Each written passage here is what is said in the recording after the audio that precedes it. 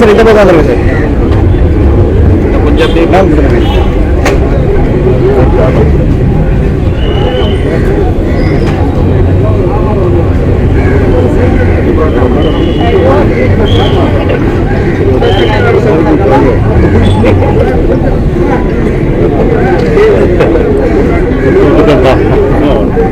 Okay ரெடியா?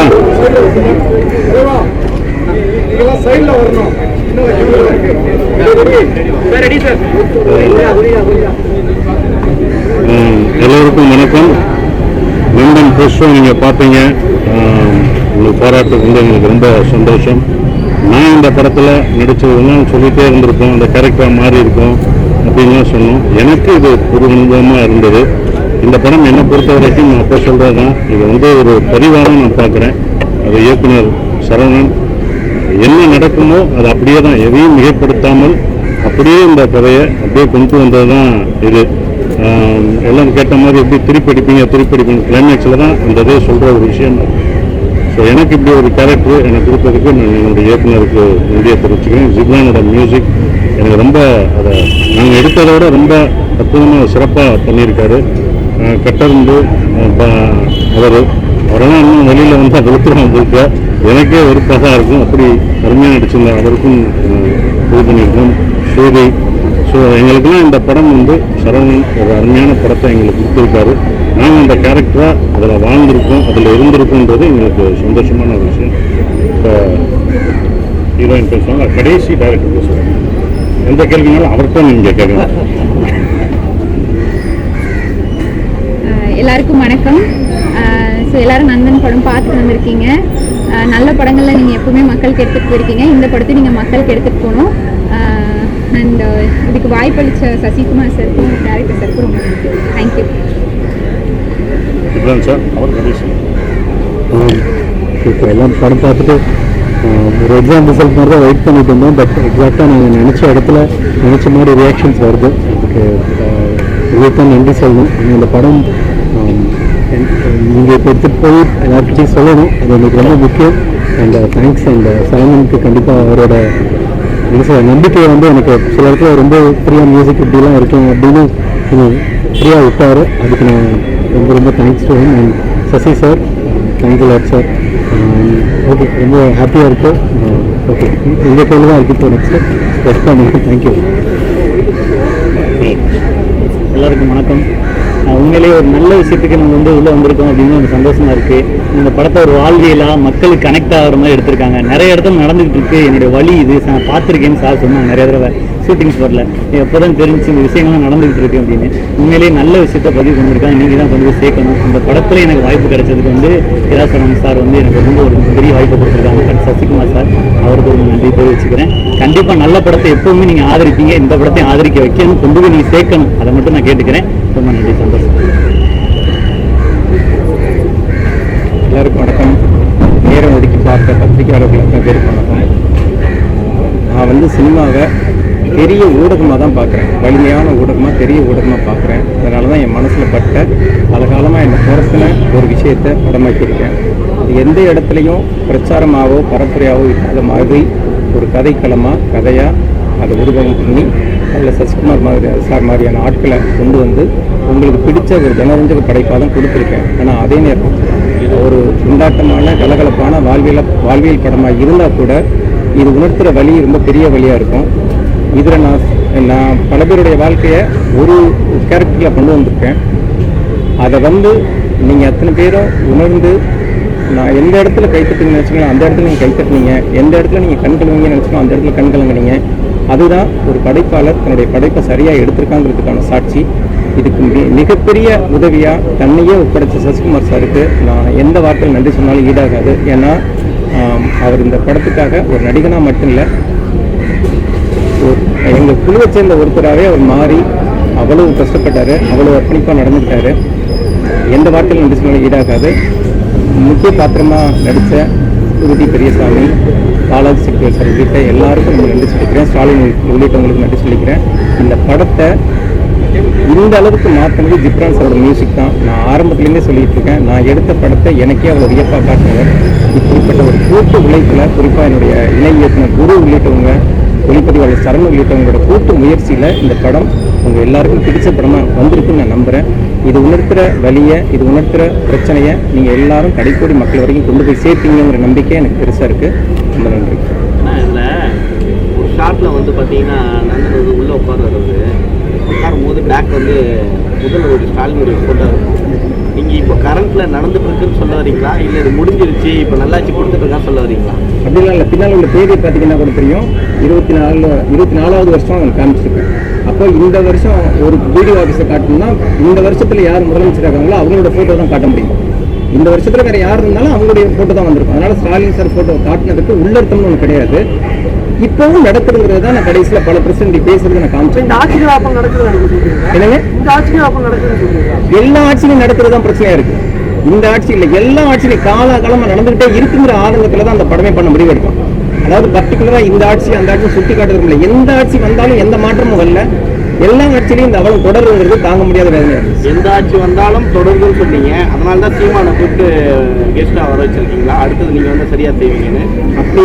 அதாவது மாற்றுங்கிறது இல்லை, மாற்றுங்கிறது எந்த பக்கம் வந்தாலும் அதை நம்ம நம்பலாம். ஏன்னா அவங்க இன்னும் ஆட்சி கட்டில் உட்காரல, அவங்க எப்பேற்பட்ட ஆட்சியை பண்ணுவாங்கன்னு நமக்கு தெரியாது. இப்போ வரைக்கும் அவங்க பொதுக்கூட்டங்களில் பேசுறது நம்ம வந்து ஒரு நம்பகமாக நினைக்கலாம். ஆனால் நான் அவரை பர்டிகுலராக நான் கூப்பிட்டு நினைக்காதீங்க. நான் வந்து பல பேருக்கு இந்த படத்தை போட்டு காமிச்சேன். அதில் அவருக்கு அந்த படம் ரொம்ப பிடிச்சிருந்துச்சு. ஆனால் எந்த ஆட்சியும் நீங்கள் சொன்னீங்க, இந்த ஆட்சி அந்த ஆட்சி எந்த ஆட்சி சொன்னீங்க. ஆனால் வந்து நீங்கள் வந்து படத்தில் ஃபுல்லாக தாக்குறது ஃபுல்லாகவே ஏடிபி தான் தாக்கியிருக்கீங்க. காலில் விழுந்து அதெல்லாம் நீங்கள் வந்து சென்சார் என்ன சொன்னாங்க?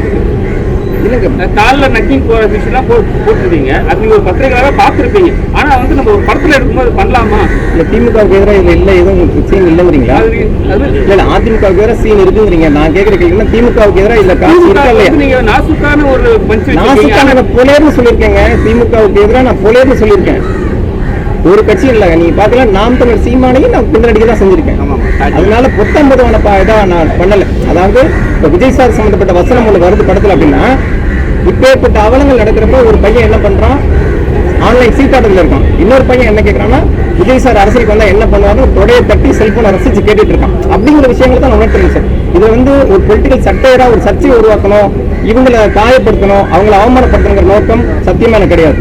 ஆனா நம்மளை சுத்தி நடக்கிற அரசியல் இருக்குல்ல, அப்பேற்பட்ட அரசியல் நடக்கிறப்ப நம்மளுடைய சிந்தனையை என்ன பக்கம் போக வேண்டியிருக்கோம் இருக்குல்ல, அதை சுட்டி காட்ட தான் எடுத்தேன். மற்றபடி அதிமுக மேல எனக்கு அப்படிலாம் கிடையாதுங்க. அப்படி பார்த்தீங்கன்னா ஜெயலலிதாவின் வீட்டு சின்னம்மா அவர்கள் எனக்கு நல்ல நண்பர். பல இடங்களில் அவங்களும் தான் அதில் வந்து அந்த அரசியலையும் சொல்லியிருக்கேன். அதனால சொல்ற பாரபட்சம் பார்க்கல, பர்டிகுலராக அவங்களை தாக்கணும் அப்படிங்கிற ஒரு நோக்கம் கண்டிப்பாக கிடையாது.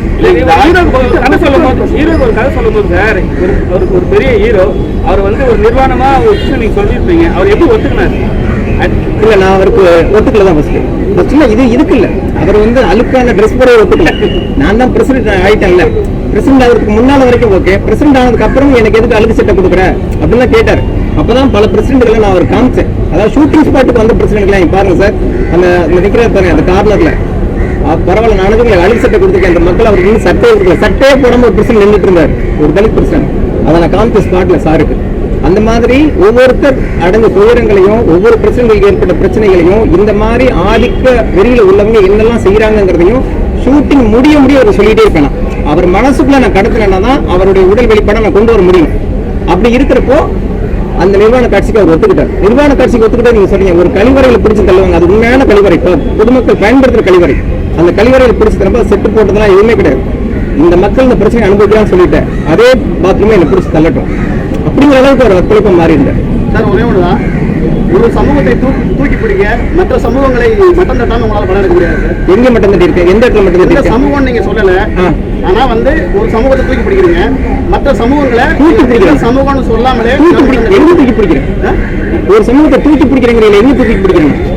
இல்ல சார், எந்த சமுதாயத்தையும் தூக்கி பிடிக்கல, இறக்கி பிடிக்கிறாங்கன்னு சொல்றீங்களா? என்ன சார் நசுக்கப்படுறேன். இன்னைக்கு வந்து பதவியில இருக்கிறவங்க இவங்க பதவியை வந்து அவங்க இருந்து பிடிங்கிட்டு அந்த பதவி வந்து அடுத்தவங்க அனுபவிக்கிறாங்கன்னு காட்டிருக்கீங்களா? நடக்குது எங்க நடக்குதா? எங்க நடக்குது? நடக்கிற பிரசிடென்ட் தான் வரிசையா அடிக்கிறீங்க. அவங்க எல்லாம் இன்னைக்கு கரண்ட் பிரசிடென்ட்ங்க, பிரசிடென்ட் அவங்க அந்த மாவட்ட வரைக்கும் போட்டிருக்காங்க. அந்த மாதிரி இல்ல, நான் காமிச்சது 6 பிரசிடென்ட், 150 பிரசிடென்ட் காட்ட நான் ரெடியா இருக்கேன். அதனாலதான் உங்கள்ட்ட முகப்பிலே போட்டேன். இப்பேற்பட்ட ஆவணம் இந்த காலத்துல நடக்குதா நீங்க கேட்டீங்கன்னா உங்களை கையை பிடிச்சா போய் காட்ட தயாரம் போட்டு சும்மா வார்த்தைக்கான போர்டு கிடையாது.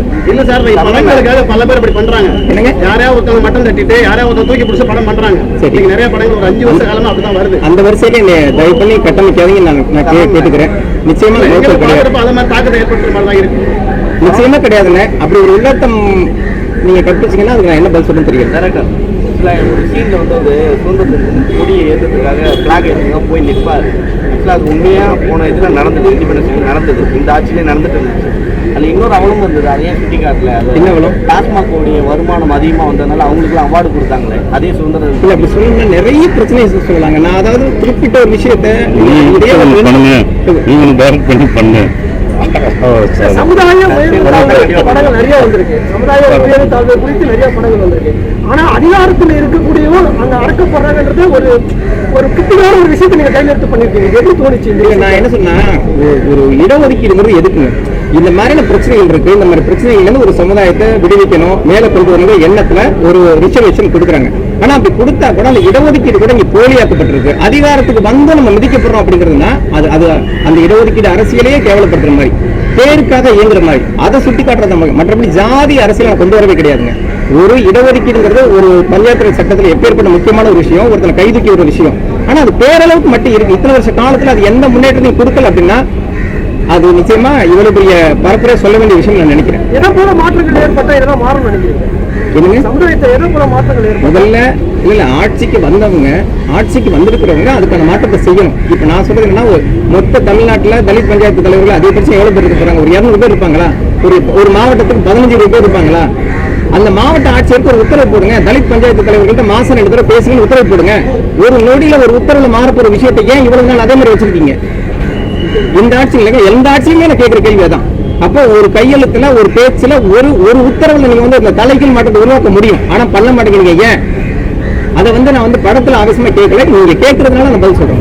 படத்துல வன்முறை நிறைய இருக்கு, சரிங்களா? ஆனா ஒரு போலீஸ கூட காட்டவே இல்லை. என்ன காரணமா பண்ணீங்களா இல்ல காட்டக்கூட ஒரு இல்லைங்க, போலீஸ் நோக்கி போறப்போ அதுலதான் கடைசி ஒரு அம்மா பேசுவாங்க, போலீஸ் எல்லாம் பேருக்கு தான்ப்பா இருக்கு, எங்க குற்றச்சாட்டு எதுவுமே எடுக்க மாட்டேங்குது அப்படின்னு.